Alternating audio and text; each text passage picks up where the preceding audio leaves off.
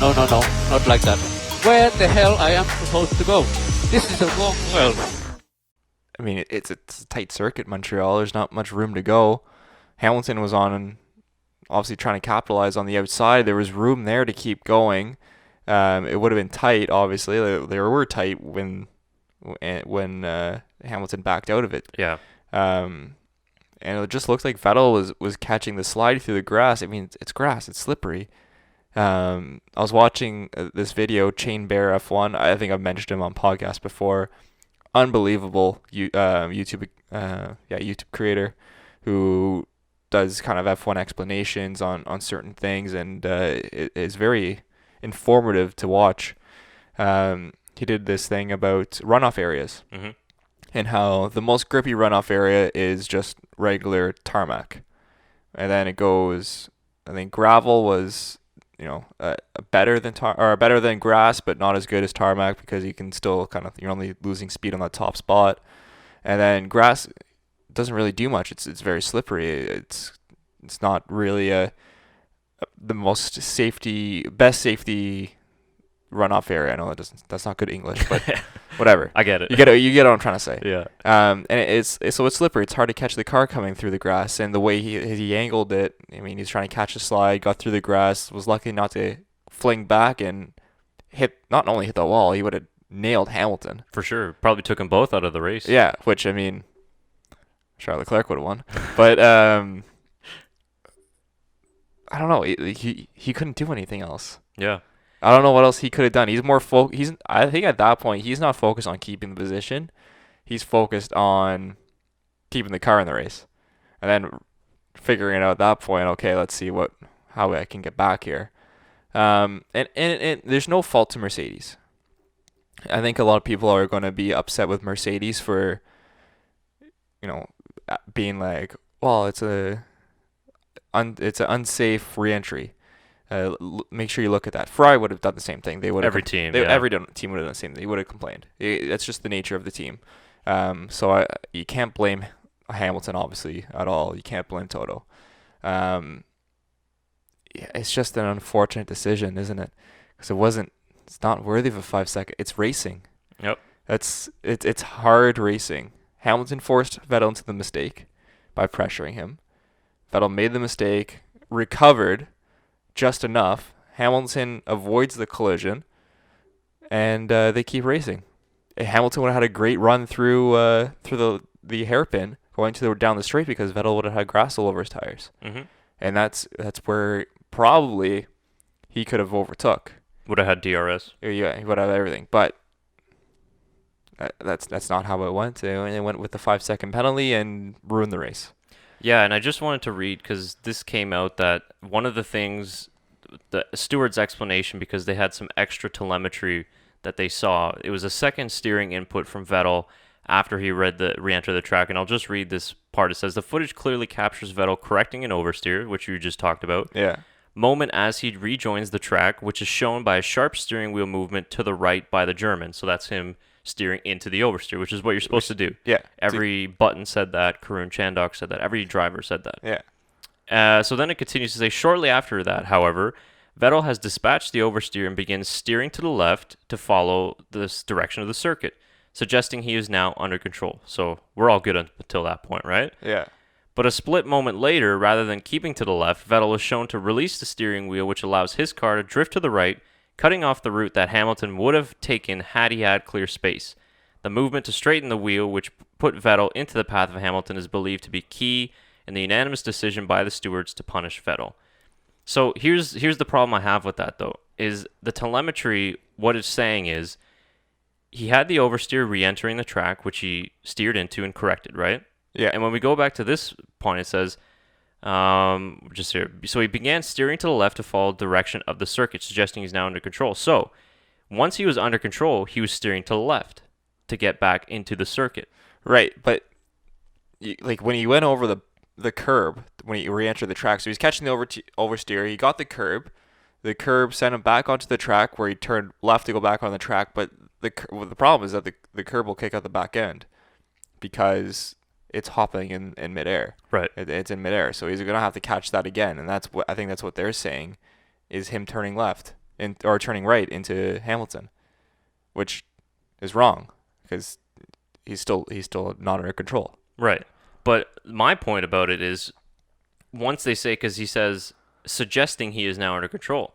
So after he's under control, they're racing. Yeah. You can move to the right to block Hamilton. That is well within Vettel's right to do that. You can't move once you're in the braking zone, like, let's say Verstappen and Ricciardo did in Baku. Right. But you could move that. I mean, here's an example with the same race, Ricciardo versus Bottas. Yeah. I mean, Ricciardo was weaving on the straight to block Valtteri's overtake. Yeah, and then when he got to the braking zone, he had his movement to the inside, and that was it. So why didn't they penalize Daniel Ricciardo with a 5-second penalty? I mean, was that not dangerous driving as well? Because that's what the stewards used to decide this decision. So to me, this evidence really doesn't support their penalty and why they gave it, because they just proved that Vettel had a safe re-entry. As the safest as he could. Yeah. Because the alternative was he would have just let the car go all the way to the right, don't correct the oversteer, and then both of them end up in the wall. Yeah, and a dangerous crash because it's probably a T-bone toward, obviously, the side of Hamilton. Yeah. Would have been a very dangerous crash. Exactly. And you had cars following, and it could have been very ugly. I think that Vettel did the best that he could to re-enter the track as safe as he could. I think you saw that he did look in his mirror.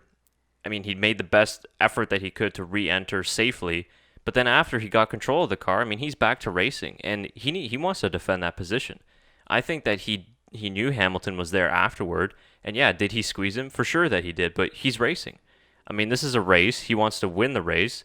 He's not just going to park the car, do a blind spot check, let Hamilton go by, and then continue racing. Yeah. So this whole point by the stewards here, they proved that he was under control. They proved that he did re-enter the track as safe as he could, and then after what happened was just racing. And so that's why everybody's so upset about the pole penalty decision, because it was a racing incident. And if we're not going to let these guys race, I mean, what's the point of showing up? I mean, it's very expensive to buy tickets to this race. People that are spending 2 hours at home watching it, and then all of a sudden it's just taken away because of some sort of stupid decision by probably a bunch of people that haven't raced before, because the consensus among pretty much every driver, 98%, is that it was not a penalty. It was not worthy of a 5-second penalty. Yeah, exactly. And it would have been great to see how they finished the race. I mean, I know just watching on TV, when that graphic popped up, it kind of just, like, it sucked the life out of you. You're like, oh, and I wasn't interested in the rest of the race. Yeah, no, of course not. And when you look at when the penalty was handed out, too, is lap 58 of 70. Yeah. So, I mean, first of all, it took you almost 20 laps to make a decision. I mean, maybe not so much. It was around 15 like 10, laps. 10, 10 or 15 laps to make the decision. I mean, if you would have made the decision a little bit faster, maybe Vettel would have had more time to create a gap, which I doubt anyway, because Hamilton was closing in on him. But when you look at it, why didn't Hamilton go to the inside and pass him through there? So, in my opinion, when you look at the whole incident, did Vettel squeeze him? Yeah, for sure he did. Did did Hamilton have to back off a little bit to avoid an accident? Yeah, for sure he did. But all of that is part of racing. And at the end of the day, to give him a 5-second penalty, which determined the race, it decided the race, is just absolutely ridiculous. And I think everybody can agree from that standpoint that if the roles were reversed or if it was other teams involved, it would just be as ridiculous. It's not just because it's Mercedes. No, it's not. It's the fact that the stewards and the FIA decided the race for us, and they handed Mercedes a victory and stole it away from Ferrari. I was really interested in the last couple of laps because when the Alphas came in, I don't know if it was Kimi or Giovinazzi, and I was like, oh, please tell me they're going to like put him out just in front of Hamilton and like slow him up a bit or something like that to kind of let the people have their race. But no, it was just him coming in for, I think, to retire. I think one of them retired or something like that. I was really disappointed, but I was really hoping that like an Alpha would kind of meddle into the race, and we'd have this whole controversy. Well, it's already controversy, but even more of one. It would have been pretty entertaining to see. And I just wanted to read the tweet from Mario Andretti, because I think he summed it up the best when he said that, I think the function of the stewards is to penalize flagrantly unsafe moves, not honest mistakes as a result of hard racing. What happened at the Canadian GP is not acceptable at this level of our great sport. Yeah.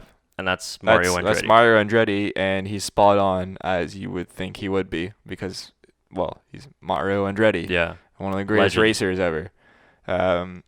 Maybe they should put him in the. Maybe they should have the FIA should be made up of former F1 drivers. Or former drivers. I don't know who it is, but the stewards should be. Agree. Jensen Button should be up there. Yeah. Put Mario up there. He can be the lead. Yeah. Put Jacques Villeneuve up there because he'd be entertaining as hell. Oof, he just gives Stroll black flags. Yeah, he would.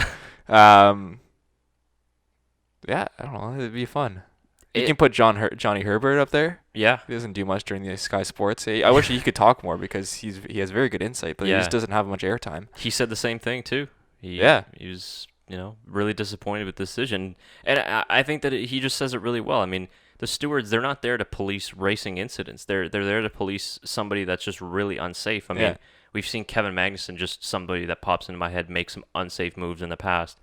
Something that just blatantly leads to potentially a crash, like Hulkenberg, what happened in Spa last year, something that could have led to serious injuries. That's something that should be punished by in-race penalties or fines or reprimands, super license points. Yeah, because Vettel got 2 super license points taken off for this, which is just ridiculous. Did he? Yeah. What? Yeah. How do you know that? It's just crazy to me, and these are 2. Are you sure that wasn't for the post-race antics? No. Which, by the way, was just unbelievable, amazing. Good for him. That's the sport. Because the sport didn't need the penalty, but it needed that. It did need that because that had everyone talking. It was all over the media outlets. It was definitely the right thing to do if you're Vettel. Yeah. It's hilarious he didn't park his car down there. I thought he was going to storm up, get the elevator, storm up, and start punching FIA stewards in the face. But he didn't. He just went to the Ferrari garage.